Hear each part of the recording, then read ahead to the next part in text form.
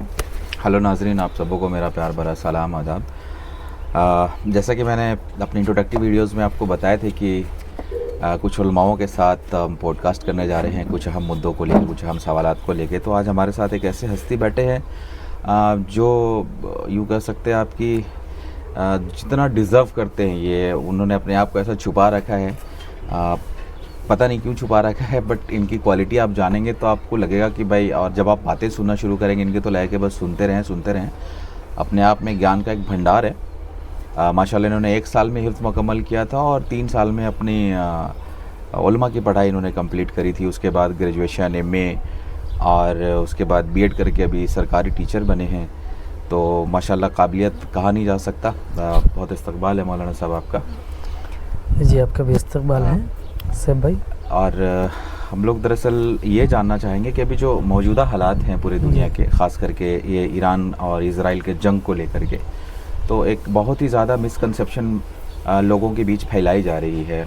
इस पर आपका ख्याल जानना चाहेंगे। देखिए, सिलसिले में ये है, नाज़रीन को बता देना चाहेंगे कि मौजूदा जो सूरत हाल है ये कि आलमी पैमाने पर ये सूरत हाल पैदा हो गई है अमेरिका, इसराइल और ईरान की जंग में। और आज मल्टीमीडिया का दौर है, हर जगह उसके असरात पहुंचते हैं। आज हम सब ग्लोबल विलेज के दौर में जी रहे हैं। ये जो ईरान की तरफ से या अमेरिका की तरफ से या बाहमी जो जंग चल रही है, हमारे जो नौजवान हैं, मुस्लिम नौजवान हैं या मुसलमानान जो आलम हैं, वो कन्फ्यूज़न का शिकार है, इसमें दो राय नहीं है। और तरह तरह की बातें की जा रही हैं।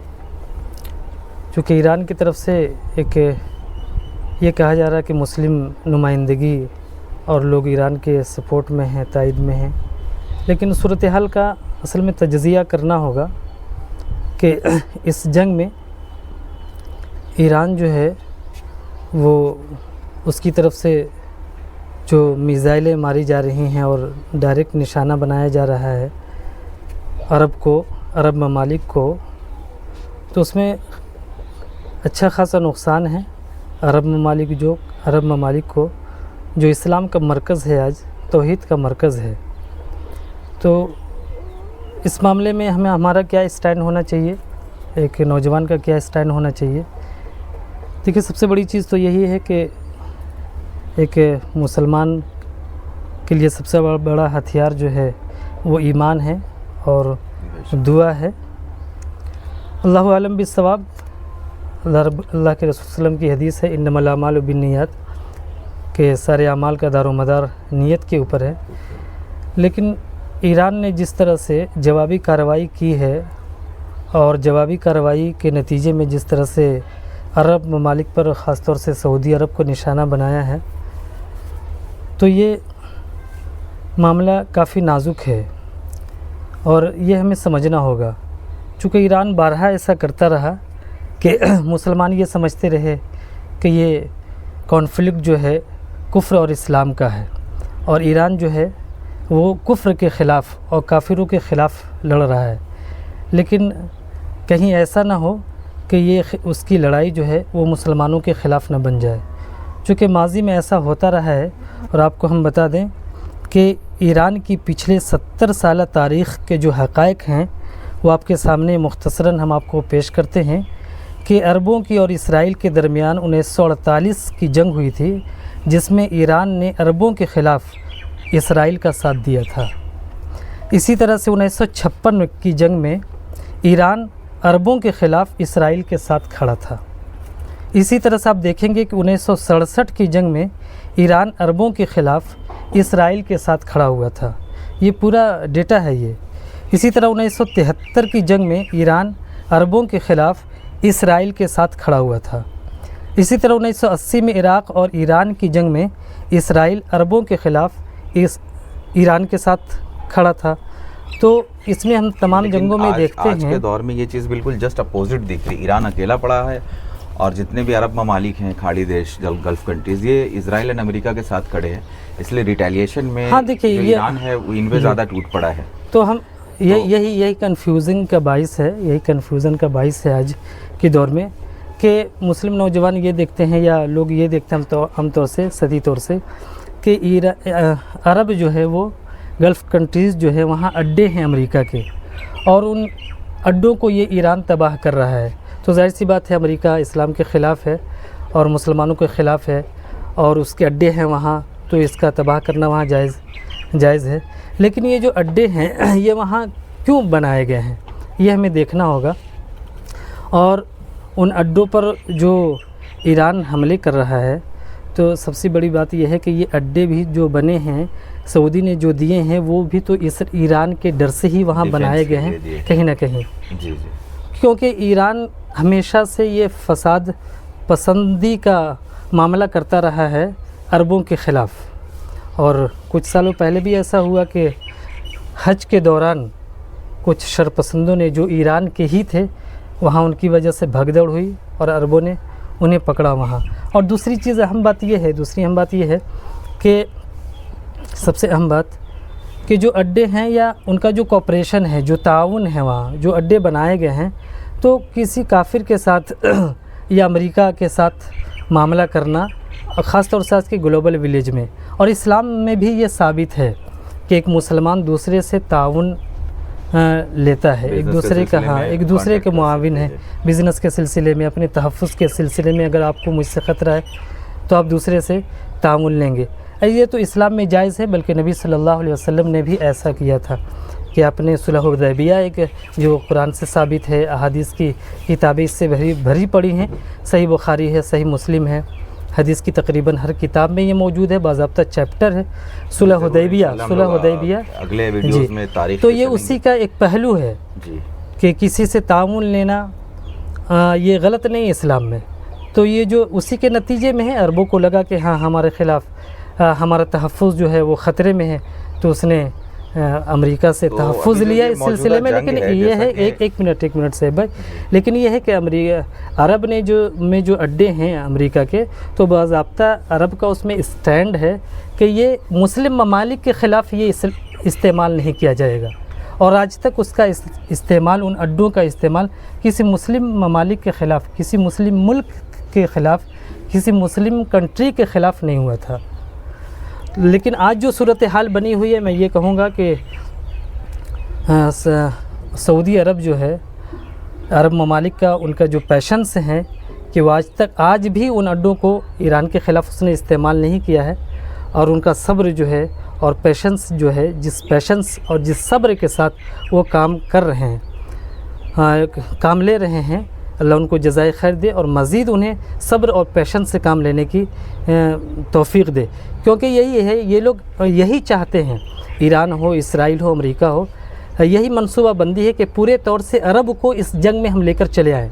और जो अरब का जो वसाइल है, जो वसाइल हैं आज पेट्रोल की शक्ल में उनके पास और पेट्रोलियम के शक्ल में की सूरत में जो उनके पास जो ज़ख़ीरा है, अल्लाह ने जो नेमत दी है और दुनिया की जो तवज्जो उनके तरफ जो मरकूज़ हुई है जिस सबब से, वो ये लोग ख़त्म कर देना चाहते हैं। आज जो उसकी हैसियत, जो वक़्त बनी है, जो उसका मकाम बना है पूरी दुनिया में, उसको ये लोग खड़ा कर ख़त्म कर देना चाहते हैं। इस्लाम के क्या, हाँ, जो मरकज़ है उसको ख़त्म कर देना चाहते हैं।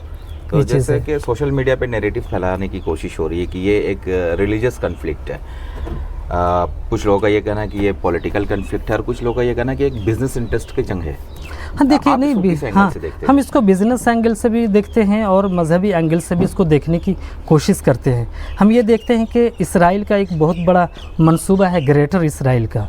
हम ये देखते हैं कि एक तरफ इसराइल जो है ईरान से मिज़ाइलें आ रही हैं और वो इसराइल को हिट कर रही हैं, तो बज़ाहिर ये देख रहे हैं। लेकिन इस पर्दे के पीछे इसराइल क्या कर रहा है, ग्रेटर इसराइल के मंसूबे की तकमील में वो लगा हुआ है, जो आज दुनिया से के सामने हाईलाइटेड तौर पर नहीं आ रही हैं। तो हम तो उसे एक तरह से मौका दे रहे हैं। उन्हें ये लगता है कि इस रास्ते में सबसे बड़ा रोड़ा जो है अगर ईरान है, अगर इसको हटा दिया जाए तो फिर रास्ता आसान हो जाएगा, ये इजराइल सोचता है। हाँ, ये देखिए, ये इजराइल क्या सोचता है, अब उसकी सोच को तो हम लोग नहीं पढ़ सकते हैं। जो बज़ाहिर हमें दिखता है, ज़ाहिर पर फतवा दिया जाता है, हम ज़ाहिर को देखकर ये बातें कर रहे हैं।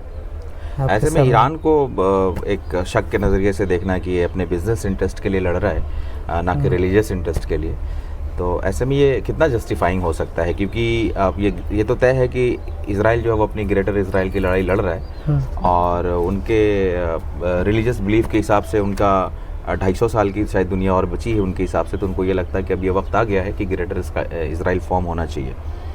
तो ग्रेटर इज़राइल में सबसे बड़ा रोड़ा अगर उसको लगता है कि वो ईरान है, इसलिए वो ईरान को पूरी तरीके से एलिमिनेट करना चाहता है। लेकिन अगर आप बिजनेस के इंटरेस्ट से देखेंगे तो अगर आप चाइना को सेंटर पॉइंट करते हैं, चूँकि चाइना बिल्कुल चुप बैठा है, लेकिन चाइना को अगर आप गौर करेंगे तो वेनेजुएला हो या ईरान हो या रशिया हो, ये 3 ऐसे स्रोत हैं जहाँ से चाइना को बहुत ही सस्ते दामों में तेल मिल जाता है और ये इसके प्रोडक्शन कॉस्टिंग बहुत कम है। यानी धीरे धीरे जो चाइना है वो सुपर पावर की तरफ बढ़ रहा है और इसको तोड़ना चाहता है ईरान इज़राइल। तो ये भी एक इंटरेस्ट हो सकती है जिसको जानबूझ के रिलीजियस एंगल इसलिए दिया जा रहा है कि इसमें जो इस्लामिक नेशन है वो चाइनीज़ के साथ धीरे धीरे मिक्सअप ना हो जाए, बल्कि इस्लामिक नेशन को कम्प्लीटली अलग थलग कर दिया जाए, चाइना को अलग थलग कर दिया जाए। ये भी एक हो सकता है और इन सब के बीच में एक जो ब्रिज है वो ईरान है। देखिए ये हम सब सोचते हैं, ये हमारी सोच है, लेकिन ये है कि ग्रेटर इज़राइल बनने के पीछे, इस मंसूबे के पीछे जो बहुत बड़ी रुकावट है वो ईरान नहीं है, वो ख़ुद अरब ममालिक हैं। चूँकि ग्रेटर इज़राइल बनने के बाद फिर उसकी जो उनके यहाँ जो कॉन्सेप्ट पाया जाता है दज्जाल का, कि वो आएगा पूरी दुनिया पर हुकूमत करेगा, ग्रेटर इज़राइल हम बनाएंगे और एयरपोर्ट उन्होंने बना दिए हैं, पूरी उसकी तैयारी उनकी चल रही है। तो इसके पीछे इसकी सबसे बड़ी रुकावट जो है वो अरब ममालिक, क्योंकि जो उसकी वजह यह है कि तौहीद वहाँ है, तौहीद है, किताब व सुन्नत है और कुरान व सुन्नत वाला जो ओरिजिनल जो इस्लाम है आज वहाँ पाया जाता है।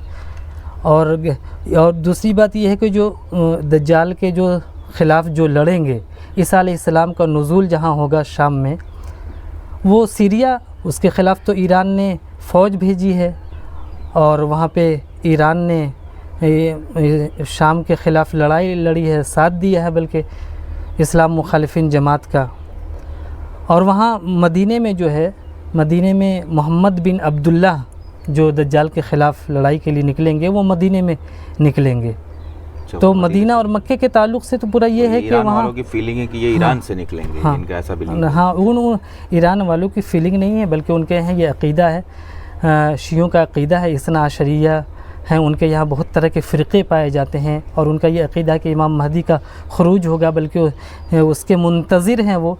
तो उसका तो बराह रास्त जो है कुरान और सुन्नत से उसकी सोच, उसकी जो थॉट है वो टकराती हुई नज़र आती है। आप अगर देखेंगे तो ऐसी उलझी हुई टॉपिक है जिस पर बहुत ही तफसील से हम आपका हाँ इंशाल्लाह अगले वीडियोज़ में हम लोग जानने की कोशिश करेंगे और ये जो मिसकंसेप्शन है वो कहाँ से डेवलप हुआ और आखिर इसको कैसे। तो दरअसल ये रुकावट वो ये समझते हैं, उन्होंने इतना स्टडी किया हुआ है कि रुकावट कौन है, कौन लोग रुकावट बनेंगे ये, और रियल मुस्लिम कहाँ रहते हैं, कौन लोग हैं जो हमारे लिए रुकावट का सबब बनेंगे। इतना तो वो लोग भी जानते हैं, इसी वजह से उन्होंने डायरेक्ट नहीं इनडायरेक्ट अरब को वो लोग, अरब की तबाही के पीछे वो लोग, और अरब की तबाही का सामान वो लोग कर रहे हैं इनडायरेक्टली ईरान के ज़रिए से। और आज देखिए ना, ईरान भी जो मिज़ाइलें मार रहा है, मैं आपको बताऊं कि आज भी उसने जो है तो ये अरब के रिहायशी इलाकों में नहीं मारा। अमेरिका ने जो ईरान पर हमला किया, जवाब में ईरान ने जो हमला किया है, मैं आपको बताता हूं कि ईरान के अंदर उर्दून के अंदर अरबद नामी शहर पर हमला किया और ईरान ने शहरियों को टारगेट किया है। वहाँ पे सीरिया पर हमला किया, वहाँ भी रिहाइश गाह को टारगेट किया गया और उसमें चंद मुसलमान भी जा बहक हो गए थे। इसी तरह से कतर में जो है हमला किया गया, वहाँ रिहाइश गाहों को टारगेट किया गया, टारगेट किया। हम कहते हैं कि अगर आपको करना ही है तो एक आपके बगल में है, ईरान के बगल में अस्फहान है, वहाँ यहूदियों की आबादी है, यहाँ यहूदियों की वहाँ तेल फैक्ट्री है, ऑयल रिफाइनरी है, आप डायरेक्ट हिट कर दीजिए वहाँ। आप अरबों को इतना रिहाइश गाह को आप निशाना बना रहे हैं। अब तक जो अपनी स्ट्रैटेजी बताई वो कि जो मेरे अगेंस्ट मैं उनके अगेंस्ट है ना, अगर मेरे ख़िलाफ़ किसी का ज़मीन यूज़ हो रहा है तो मैं उस ज़मीन को टारगेट करूंगा, हिट करूंगा। ये ईरान का कंसेप्ट रहा। हाँ देखिए, ये है ना, ये एक हाई प्रोफाइल अरब के ख़िलाफ़ जो है ये जंग अरबों के ख़िलाफ़ है, ये समझिए, और एक हाई प्रोफाइल तरीक़े से उनके ख़िलाफ़ मनसूबाबंद तरीक़े से ये जंग छेड़ी गई है। तो उसका एक हिस्सा हो सकता है, कुछ भी वो कह दें। डोनाल्ड ट्रंप को देखिए ना कैसे, अगर वो ईरान के ख़िलाफ़ अगर ज़रा सा भी अगर वो सीरियस होता अपनी जंग में, तो वो डांस करता हुआ नज़र आता। उसके हवाई अड्डे बेसेस उड़ रहे हैं और वो बंदा डांस करता हुआ नज़र आता है, कभी गाना गाता नज़र आता है। वो आपको लगता है कि एक आदमी की कंट्री छुपाने के लिए ऐसा कर रहा है या फिर कुछ भी एंजॉय कर रहा है इन सारी चीज़ों को, ये अल्लाह बेहतर जानता है। लेकिन अभी के जो मौजूदा हालात हैं, इससे ये क्लियर होके नहीं आ पा रहा है कि स्पेशली ईरान का अपना इंटरेस्ट क्या है। वो एक पॉलिटिकल नज़रिए से ये जंग लड़ रहा है। दूसरी बात है, आप एक अहम बात को देखिए, आप ये बात देखिए कि ये ईरान जो है आज जो अमेरिका के ख़िलाफ़, इसराइल के ख़िलाफ़ या फ़लस्तीन की हमदर्दी में या मुस्लिम कंट्रीज़ के या मुसलमानों की हमदर्दी में ये जंग लड़ रहा है मुसलमानों के लिए। तो हम आपसे पूछते हैं, इससे पहले भी जंगें हुई हैं ईरान के ख़िलाफ़, और ईरान से और ईरान के साथ बातचीत करने की कोशिश हुई है और ईरान ने शराइत रखे। उन शराइत में कल से लेकर आज तक के जो शराइत हैं उनमें आप देखिए कि ईरान ने कहाँ पे ये शर्त रखी है कि हम सुलह बंदी उस वक्त करेंगे या जंग बंदी हम उस वक्त करेंगे जब आप फ़लस्तीनियों को उसका हक़ देते हैं। अब शराइत में देखिए कि फ़लस्तीनियों की रिहाई का कितनी बार मुतालबा किया गया है।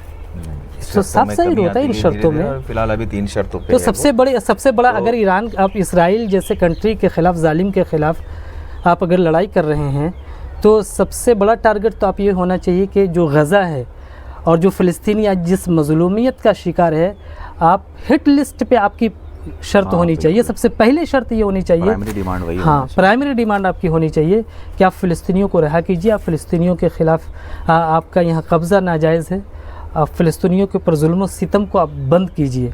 पहली शर्त ये होनी चाहिए। लेकिन उस शराइतनामा में आप मुझे बताइए कि उनका जिक्र कहाँ पे है, या अगर कहीं आइंदा कब जिक्र होता है आप हमें बता देंगे। चीज़ें हैं जो ईरान को ये शक में खड़ा करती हैं, क्योंकि ईरान की टॉप लीडरशिप अगर तबाह कर दी गई तो ईरान अब तक के अंदर से बिखरा क्यों नहीं? क्या इसकी तैयारी वो पहले से कर रहा था या फिर इसमें अंदर से कुछ मिली भगत है?